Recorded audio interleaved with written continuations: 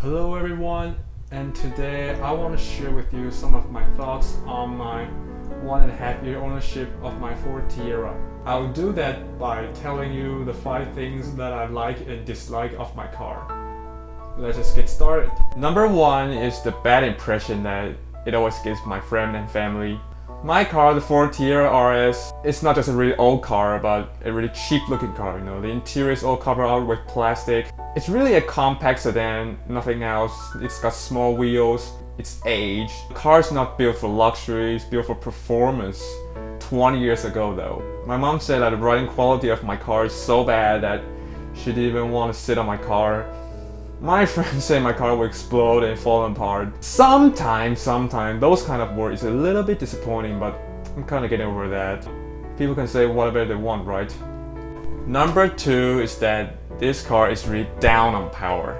I don't blame it on my car, I don't blame it on Ford. This is kind of the best people can do 20 years ago with a naturally aspirated 4-cylinder car. But however, I'm living in today, you know. To me, 143 horsepower is a pathetic spec, it's garbage. Number 3 is the fact that there's so many plastic trim and pieces in the interior. This is not a German car or Japanese car. Whatever year this car is built, you can tell immediately that this is a really budget building car. Over this 20 years, the interior, they fail, they aged, they crack, fall apart. And not just that, they smell. Fortunately, I have all those old plastic parts repaired, restored, or removed.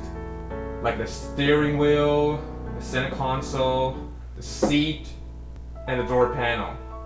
I've made a video of how I restore those door panels. You may check that video out. Number 4 is that my car has a really terrible AC system. Okay, some of you might want to scream at me and try to say, oh, you own a Tierra yourself and you have perfect AC, you're enjoying your driving time. Again, this video is about my car.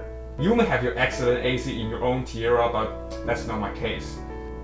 I've checked some articles on online websites and I know that when this car came from factory, the AC was set at 19 degrees Celsius from the compressor. So the air is going all those routes and paths and finally coming to the cabin. Not to mention this system has been used for like 20 years. It's barely functioning. You can barely fight the hot summer in Taiwan. You won't really get a really great driving experience in daytime in summer. Number 5 is a really common issue in all old cars, and that's the fact that this car is burning oil.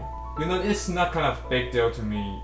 The power is not quite declining because of this, and the oil itself is not so expensive. It's just that every time I park in my garage and get off my car, I have to put up with that terrible smell. That just makes me very angry all the time.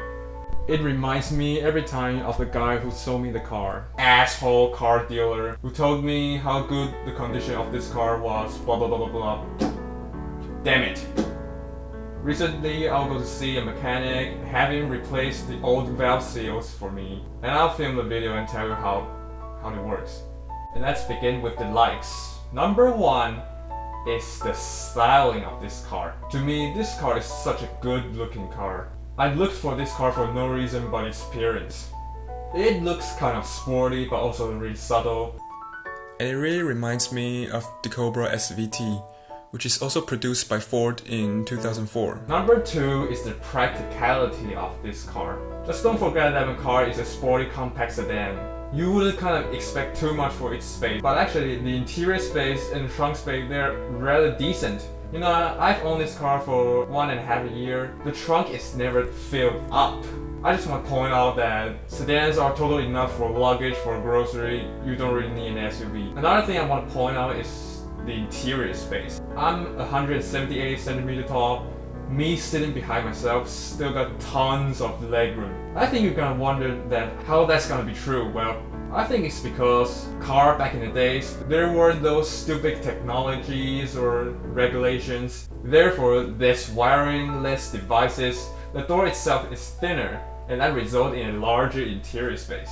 Number 3, I think it's been clearly mentioned, it's the simplicity of this car. 20 years ago, there weren't these annoying and distracting technologies which make this car really simple and straightforward. Everything is controlled by your hand, not just shifting gears manual. Everything is manual. You have to start the engine by the existing key. You have to turn on the headlight every time you need to. You need to lock the door and pop the trunk with the key. Both seats on the front are manually adjusted. You may have a lot of fun sliding them back and forth. And of course, the favorite part is that manual handbrake. Number 4 is the handling of this car. Regardless of this is a really slow car, it's got a pretty good handling actually. Every time you turn into the corner with some speed, it's a ton of fun. It's like riding a roller coaster. What I have to say, sometimes it does get a little bit scary. You feel you're almost losing traction, almost slipping, but eventually you're just gonna trust it. Though this car is produced 20 years ago, the chassis itself is really solid and rigid. And with the aid of those modified suspension, you don't kind of feel any body roll when you're turning. I think the advantage of old cars is that you can really push this car to its limit. You know, car today, they have all those technology. They cut the horsepower when the car came from factory for regulations. And that's just really shame. Number 5 is the reliability. This car is tremendously reliable. It's really hard to imagine that how cheap all those body parts and those engine compartments are. Here's a great example for you.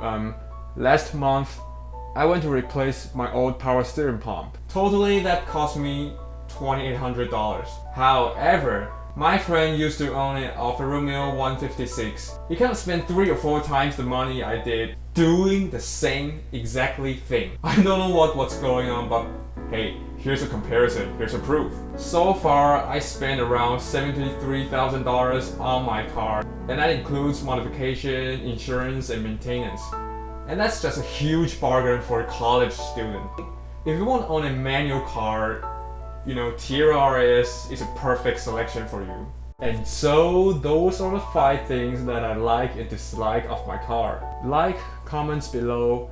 You don't need to subscribe, but do me a favor, share my videos to your friends. I'm trying to be a car missionary right now. I'll see you next video. Bye.